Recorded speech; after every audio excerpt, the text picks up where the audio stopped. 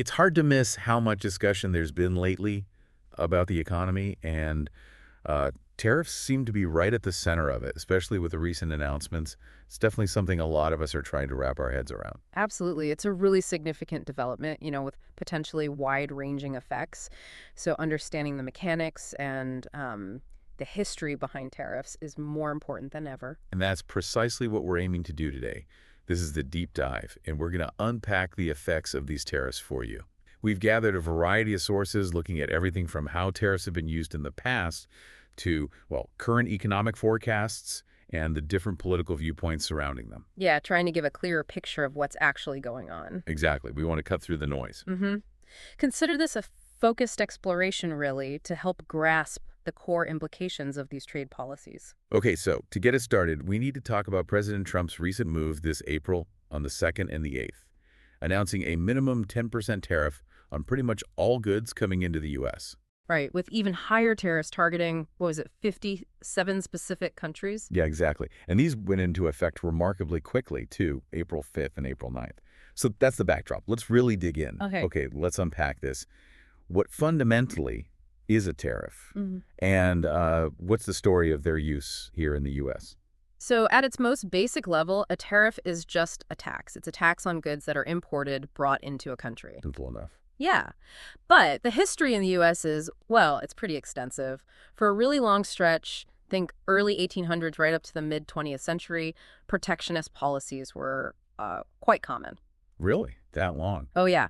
In fact, if you look at the period between, say, 1861 and 1933, the U.S. had some of the highest average tariff rates on manufactured imports anywhere in the world. Wow. Okay. So that's a really long time embracing these kinds of trade barriers. Yeah. What prompted the shift away from that then?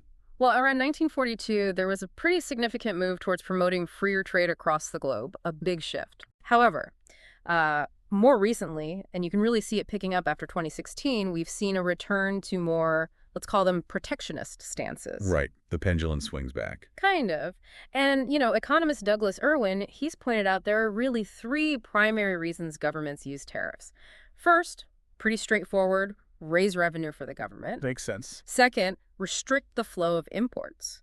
The goal there is usually to protect domestic industries from foreign competition. The protectionist argument. Exactly. And third, sometimes it's about leverage, using tariffs to gain an advantage in negotiations, hoping to reach agreements for, mutual reductions in trade barriers down the line. Reciprocity. Interesting. So it's not always just about, blocking foreign goods entirely. Not at all. It can be a strategic tool. And looking at the historical trends in U.S. tariff rates, the changes have been really dramatic over time. How dramatic? Well, average tariffs went from maybe 20% in the late 1700s, climbing up, peaking at around 60% by 1860. 60%. Yeah. Then came what historians sometimes call the restriction period. That's roughly 1861 and 1933, where those average tariffs kind of hovered around 50%. Still incredibly high. Very high. It wasn't really until the reciprocity period, which started around 1934, that we saw a significant sustained decline. Eventually, the average got down to about 5%. Wow, okay. 5% average compared to 50 or 60%. That's a massive, massive shift. Yeah. You mentioned the early days of the U.S.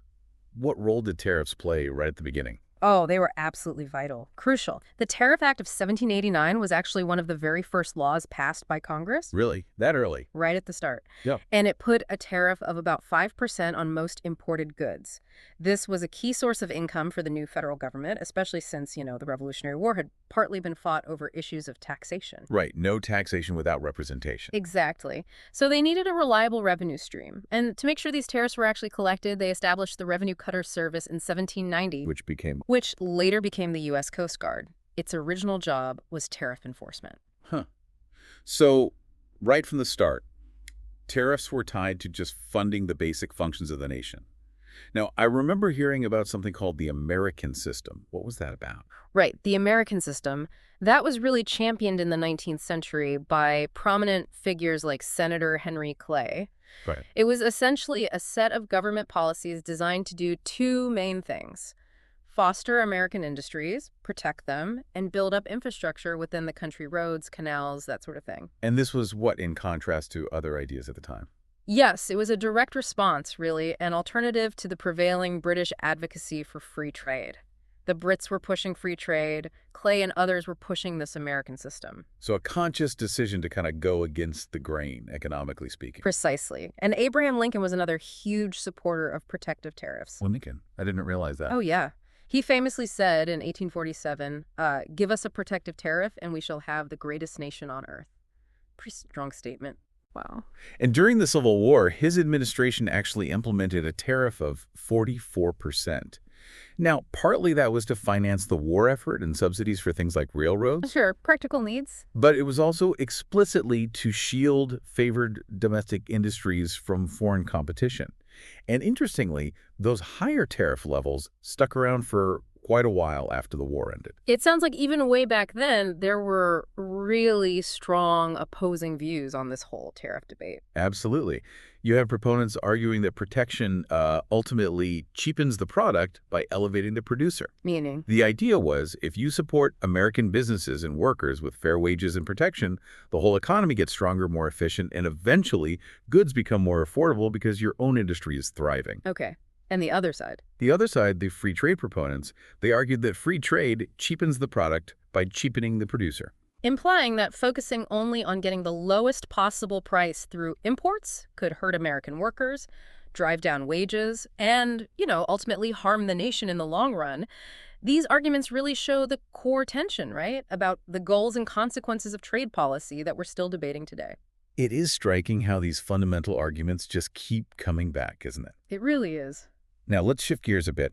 What does economic theory tell us about how tariffs actually work? What are the mechanics? Okay, this is where things get really insightful and maybe a bit counterintuitive. There's a concept in economics called Lerner's symmetry theorem. Lerner's symmetry theorem, Right. yeah. And what it suggests essentially is that putting a tariff on imports has the same basic economic effect as putting a tax on exports. Wait, a tax on exports has the same effect as a tariff on imports.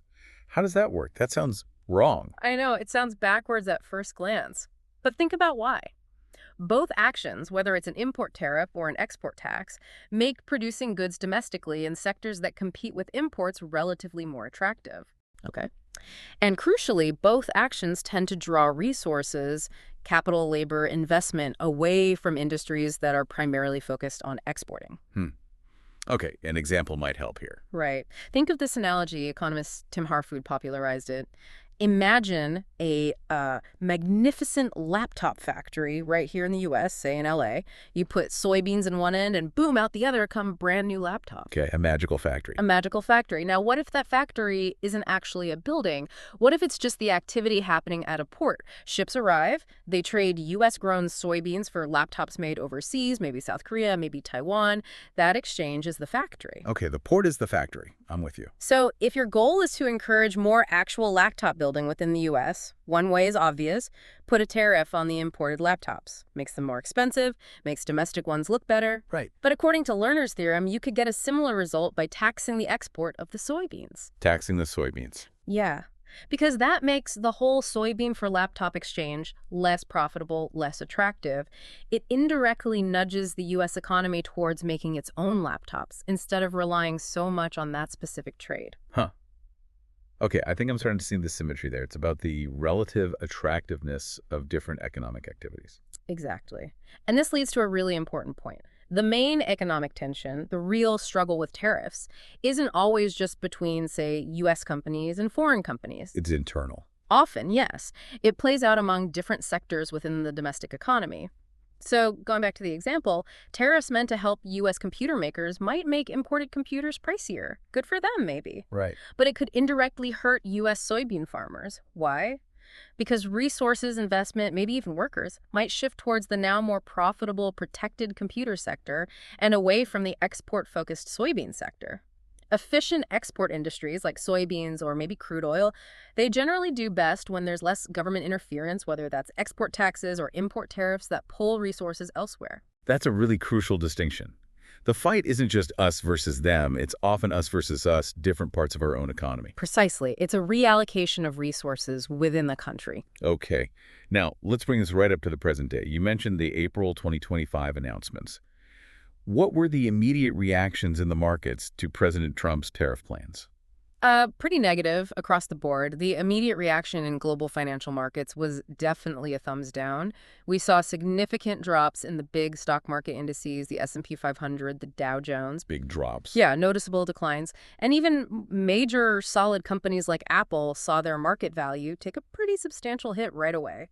So the markets clearly didn't like the news. What about internationally? Was it just a U.S. reaction? No, it was global. We saw similar negative reactions elsewhere. Take India, for example. Their main stock indices, the Sensex and the Nifty, had their biggest single-day drop in like 10 months. Wow. Why? What was the fear? Well, the concern was largely that these new U.S. tariffs could, push the U.S. towards a recession and higher inflation. And if the U.S. economy sneezes, The world catches a cold. exactly. The ripple effects were the big worry. Even Federal Reserve Chair Jerome Powell chimed in, issuing a warning that the economic damage from this trade war, could be bigger than anticipated. He basically predicted slower growth and higher prices ahead.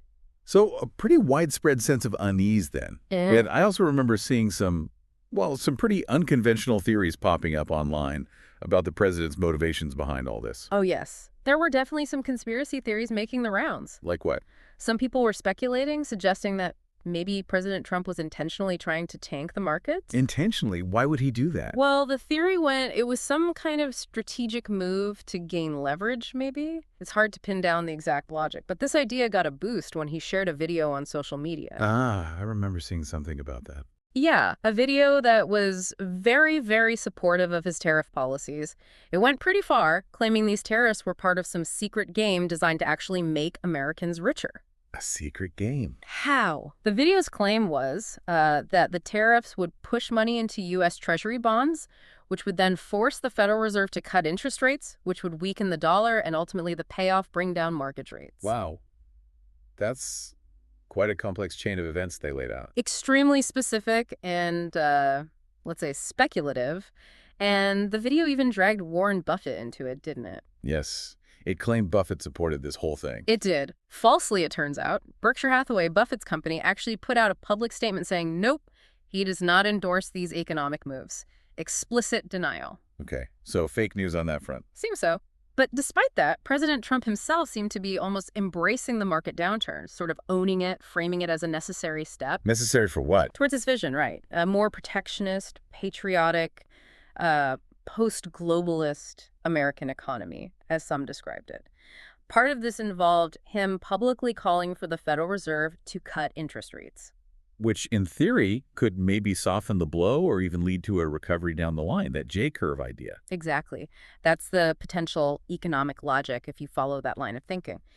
If the Fed did cut rates, borrowing becomes cheaper for businesses. That could spur investment, maybe boost consumer spending, and eventually the stock market might rebound after the initial hit, that pattern dip.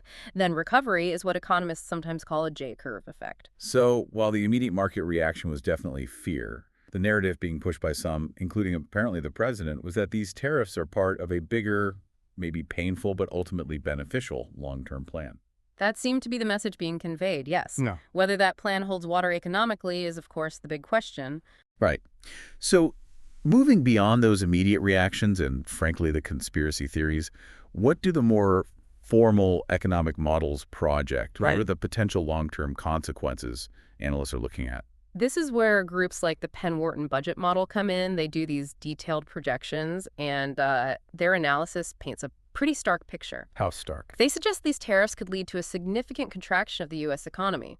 They're projecting a reduction in GDP, gross domestic product, by about 8%. 8%? That's huge. It is. And alongside that, they project wages falling by around 7%. And for a typical middle-income household, they put a number on the lifetime financial hit. Roughly $58,000 lost due to these tariffs. $58,000 lifetime loss for a middle-income family. That really puts it in perspective. How does that compare to, say, other policy changes like taxes? Well, interestingly, their model suggests these losses from tariffs could be twice as large as the estimated hit from raising the corporate tax rate significantly, say, from 21% up to 36%. Wow. So even compared to something like a corporate tax hike, which people often worry about hurting the economy, these tariffs look potentially more damaging in their model. That's what their comparison indicates, yes. It underscores just how negative the long-term effects of these broad tariffs are projected to be in this particular model. Why? What's driving such a negative forecast in their model? What are the key assumptions? Okay, a core assumption in their analysis is that consumers will ultimately bear most of the burden of the tariffs, meaning prices for imported goods go up and people pay those higher prices. Okay, so higher consumer costs. Right. That leads to less overall consumer spending, but there's more. As the U.S. imports less because of the tariffs, foreign countries have fewer U.S. dollars, so they buy less U.S. government debt. Ah, okay. So who buys the debt then? American households have to absorb more of it, No. and that means savings get diverted away from potentially more productive private investments like businesses expanding or buying new equipment. I see. Less private investment. Exactly. Combine that with the general economic uncertainty that tariffs create, which also tends to dampen investment in the short term, and their model projects a significant drop in the nation's capital stock over time. That's the total value of productive assets, machines, buildings, technology. And less capital means. Less capital available per worker means lower worker productivity. And lower productivity generally leads to lower wages and maybe even fewer hours worked. So fast forward to, say, 2054 in their projection, and you see a substantial decrease in overall economic output. It's like a cascade effect. So higher prices, less investment, lower productivity, lower wages, lower overall output. It sounds like a downward spiral in their view. That's the picture the model paints. Now, they do note one potential offsetting factor, Yep. the tariff revenue itself. That extra money coming into the government could help reduce the federal debt over the long haul. A silver lining, perhaps. A potential one, yes, factored into the net effect. They also did something called an equivalent variations analysis.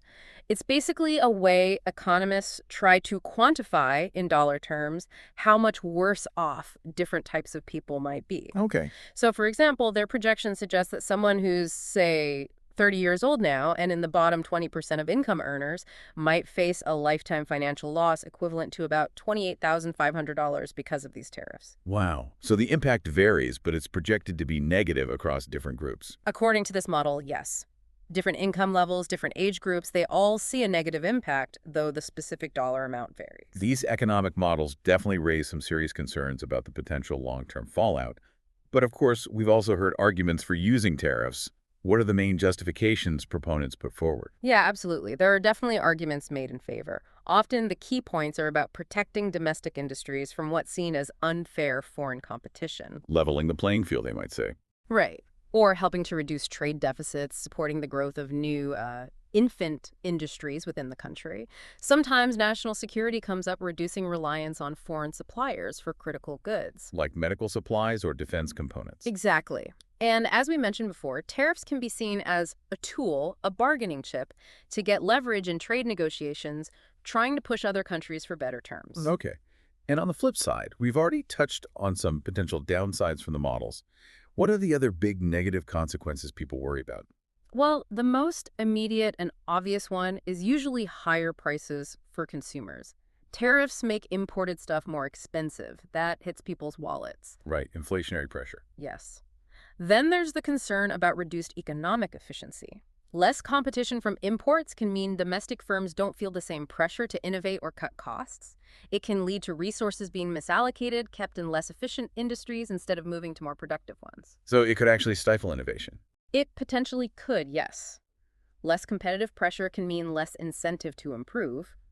Plus, tariffs can limit access to advanced technologies or specialized components from abroad, which might hinder long-term economic development. So the idea that tariffs automatically boost development is debatable. Highly debatable. Many economists argue that for tariffs to actually work positively for development, they really need to be part of a much bigger, carefully thought-out industrial strategy. Just slapping on tariffs alone often doesn't do the trick and can cause these other problems. It sounds like a really complex balancing act then. The intended benefits might not show up, or they might come with significant costs elsewhere. That's a very good way to put it. Tariffs can definitely hurt productivity, as we discussed, less competition, distorted resource allocation. And while maybe they offer a short-term cushion or stabilization for a specific industry, Right, breathing room.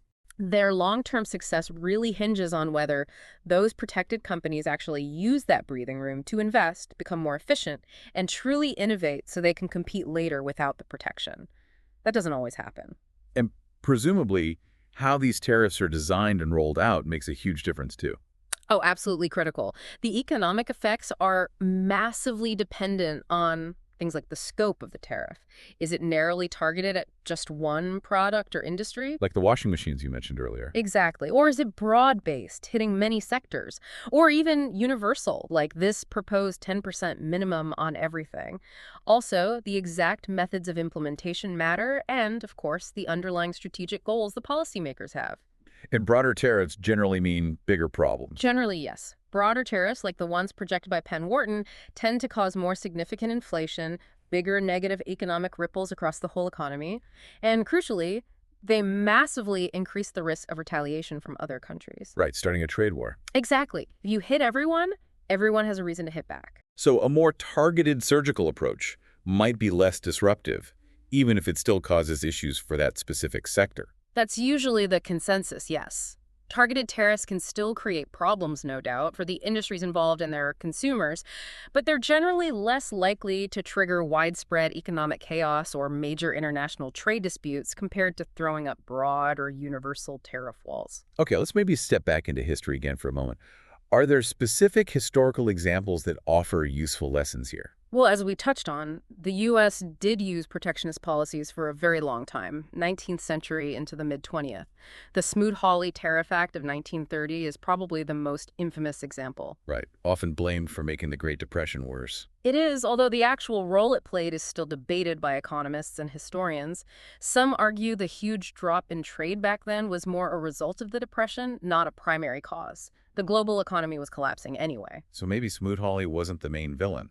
It certainly didn't help, but pinning the whole depression on it is likely an oversimplification. In fact, some economic theories even suggest tariffs could, in certain circumstances, be seen as expansionary by forcing demand towards domestic producers instead of imports.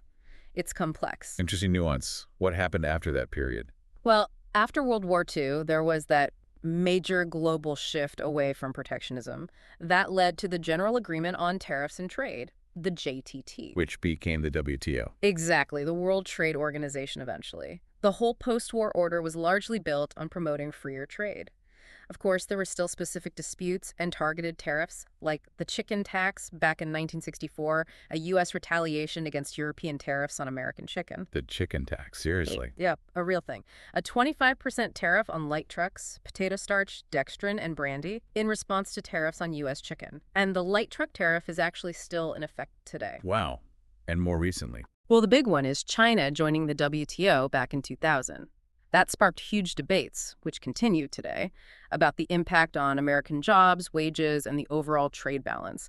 It really highlights these persistent tensions around globalization and trade liberalization. It definitely seems like a recurring cycle of debate. Now, I came across a specific perspective, part of an initiative called Project 2025, that talks about fair trade rather than free trade. What's their main argument? Right, Project 2025.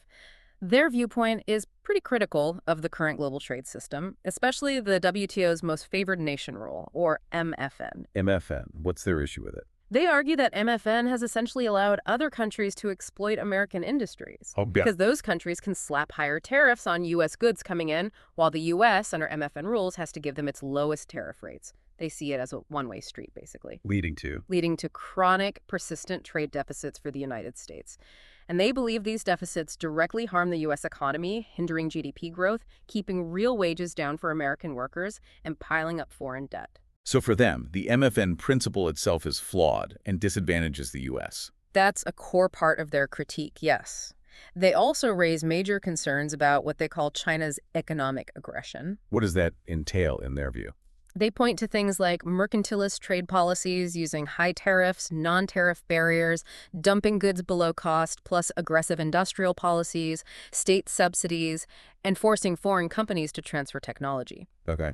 They argue these practices weaken America's manufacturing base, even its defense industrial base. And they also point to the fragility of global supply chains, which recent events have kind of exposed. And they mentioned something about the U.S. president's hands being tied. Yeah, they argued that under the current system, the U.S. president has limited power to effectively fight back against these higher tariffs imposed by other countries. Because there's no real mechanism for automatic reciprocity, they say, trading partners have little incentive to lower their tariffs on U.S. goods. Do they provide evidence for this imbalance? They cite statistics suggesting that many foreign partners do charge significantly higher tariffs on U.S. products than the U.S. charges on theirs. They often highlight China and India as having particularly high ratios.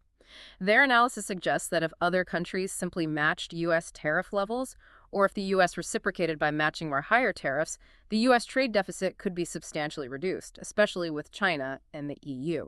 So what's the bottom line from Project 2025? What's their recommended approach? Their main conclusion is that trade deficits are not benign. They argue they matter deeply for both economic health and national security.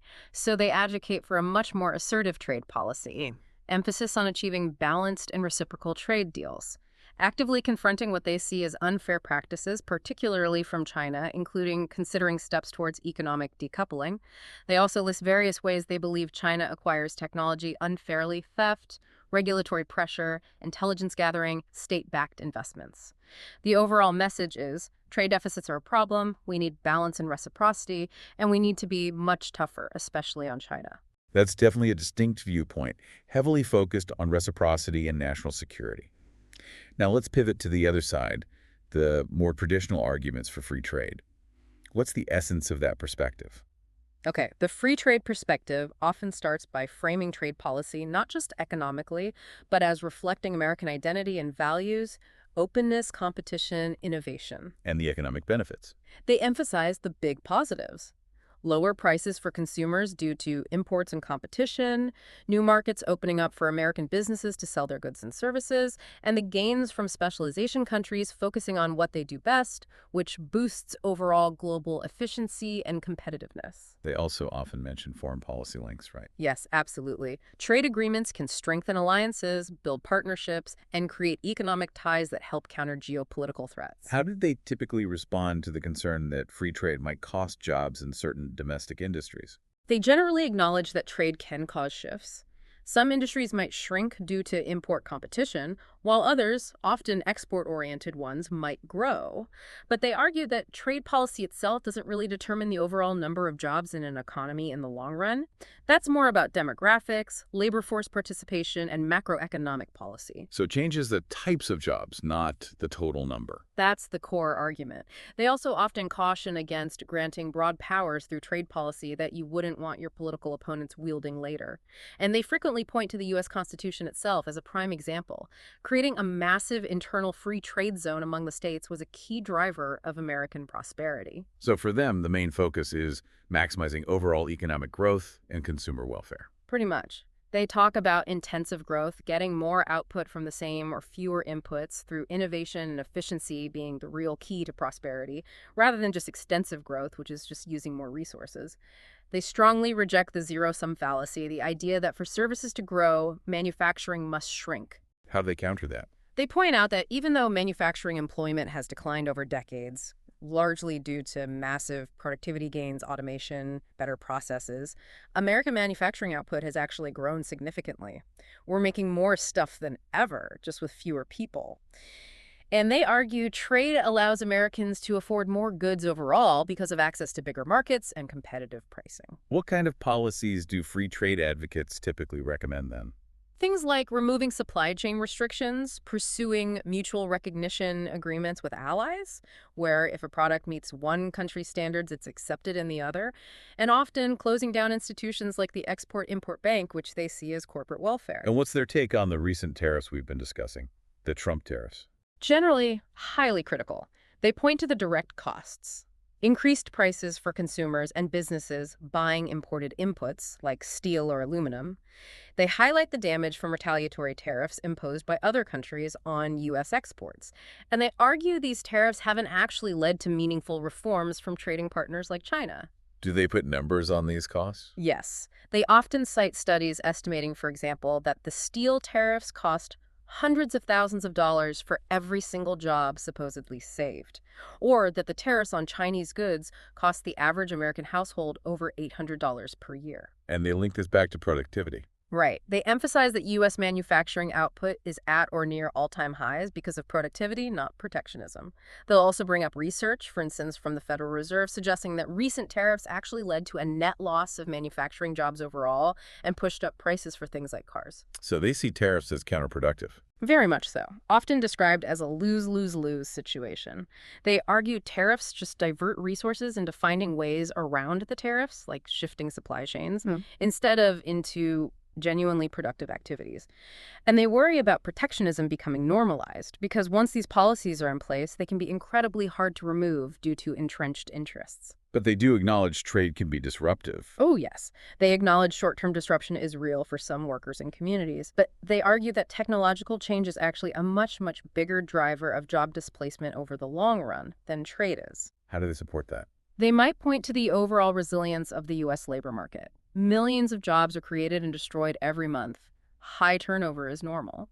Yet, sustained double-digit unemployment has been relatively rare and often linked more to things like monetary policy mistakes or major financial crises, not fundamentally to trade flows. Any specific examples of protectionism causing problems? They might use something like the recent baby formula shortage as an example. High tariffs and restrictive import regulations on formula, designed to protect domestic producers, ended up creating a very vulnerable, inflexible supply chain that couldn't cope when a major domestic facility shut down. Interesting point. So what's the path forward from their perspective? More free trade. Generally, yes. Recommendations often include things like unilaterally easing regulations like the Jones Act, which restricts shipping between U.S. ports to U.S.-flagged vessels, and working to repeal it, negotiating new multilateral and bilateral trade agreements, and renewing Trade Promotion Authority, TPA, to facilitate those negotiations. What about inflation? While they'd stress inflation is primarily a monetary issue, too much money chasing too few goods, they might argue that removing tariffs could provide some marginal relief on price of it for consumers. And the Export-Import Bank. They want it closed. Yes, typically. They see it as a form of regulatory capture, essentially government subsidizing certain large corporations and their foreign customers, and argue it distorts markets and should be eliminated. And China. What's the free trade approach there? Usually a multi-pronged strategy, acknowledging the challenges China poses, but perhaps focusing on building stronger trade ties with allies, maybe refocusing initiatives like the Indo-Pacific Economic Framework, IPEF, to include actual market access commitments, rather than just discussions on standards. The core message is sticking to the principles of free trade and open markets as the best path to long-term prosperity. Okay, we've covered the economic models, the arguments for and against, the historical context. Let's shift focus slightly to the direct impact on financial markets. Yeah. What do analysts see happening there when tariffs are announced or implemented? Right. State Street Global Advisors did some interesting analysis on this. They really stress that the impacts are complex, definitely not straightforward. How so? Well, while a government might impose tariffs hoping to improve its trade balance, tariffs can actually lead to the country's currency getting stronger. Stronger. Why would that happen? It could be due to expectations of reduced imports leading to less demand for foreign currency, or perhaps capital flowing and seeking safety if there's global turmoil. But here's the irony. A stronger currency makes your exports more expensive for other countries. So it could actually hurt your export competitiveness. Exactly. It can undermine the intended goal of boosting domestic production and exports. It might even just lead to trade diversion, where trade flows shift to countries not subject to the tariffs, rather than benefiting domestic producers. And then there's retaliation. Yes, that's a huge factor for markets. Retaliatory tariffs create massive uncertainty. They disrupt investment plans, shake corporate confidence, make it harder for businesses to plan when costs and market access are suddenly unpredictable. Did State Street look at specific market reactions? They did. They looked at data specifically in an exhibit they labeled Exhibit 3, tracking market movements around tariff announcements between 2018 and 2025. They found a general pattern. Yeah. Typically, U.S. Treasury yields tended to go down, suggesting a flight to safety. The S&P 500 also tended to decrease, reflecting negative sentiment about growth and profits. And the U.S. dollar index, the DXY, showed a tendency to appreciate slightly. So lower bond yields, lower stocks, stronger dollar. Kind of a classic risk-off move in the markets following tariff news. That's a pretty good summary of the general tendency they observed, yes. What about the pass-through to consumer prices? Did businesses just eat the cost? Or did consumers pay? That was complex, too, based on their findings from the 2018-2019 period. Initially, it seemed U.S. importers absorbed most of the cost, meaning their profit margins got squeezed. So businesses felt the pain first. It appears so, especially for lower tariff levels. They found that only when tariffs were really high, like on washing machines, was there a significant noticeable pass-through to the final prices consumers paid. For tariffs around, say, 20% or less on things like handbags or bicycles, the impact on consumer prices seemed minimal during that period. Why would retailers absorb the cost? Well, it could be influenced by competitive pressures. They didn't want to lose market share by raising prices if competitors didn't. Or maybe it depended on how big the tariff was or how long they expected it to last. If they thought it was temporary, they might just eat the cost for a while. So it really underscores that the burden of tariffs doesn't necessarily fall where you might expect, at least not immediately or entirely. Exactly. The distribution of those costs through the economy is complicated and depends on market conditions, business strategy, and the specifics of the tariff itself. Okay, finally wrapping all this together, the economic projections, the market jitters, the policy debates. What do we know about how the public reacted to these most recent tariff announcements in April 2025? Well, the available polling data suggests public opinion was generally leaning negative on these new tariffs. What kind of data? For example, Forbes runs a Trump approval rating tracker, and it showed a dip in his overall approval rating after the tariff announcements. More specifically on trade, a Morning Consult poll from mid-April 2025 found a net negative approval rating for President Trump's handling of trade issues. So disapproval specifically on trade. Yes.